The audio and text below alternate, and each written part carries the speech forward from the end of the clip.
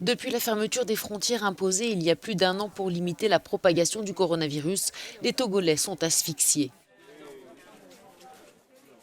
Le Togo vit sous état d'urgence sanitaire depuis le 2 avril 2020. Les populations restent soumises à des mesures restrictives et l'économie est à la peine. La hausse du coût de la vie rend le quotidien encore plus difficile. Quant aux commerçants, privés de leurs nombreux clients originaires notamment de Côte d'Ivoire et des pays limitrophes du Togo comme le Bénin ou le Ghana, ils peinent à survivre. Les frais de transport en commun ont augmenté et les prix des produits de première nécessité ont augmenté.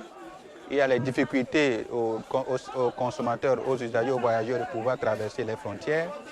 Et il y a également le renchérissement des prix dans presque tous les services. Tout le monde, les Maliens, les Nigériens, avant ils viennent, même nous disons que ça ne va pas, mais avant c'est acceptable. Maintenant, tout était à genoux comme ça là. Bon, depuis le matin, moi je suis venue, il y a un pain seulement que j'ai vendu. Mais j'ai des familles à la maison à nourrir.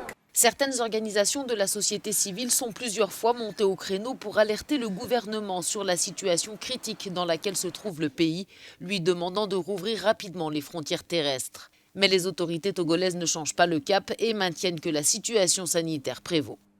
Des tractations sont en cours entre les différents pays pour arrêter les modalités de cette ouverture et pour faciliter évidemment cette ouverture. Une ouverture qui est parfaitement en corrélation avec l'évolution de la pandémie actuelle.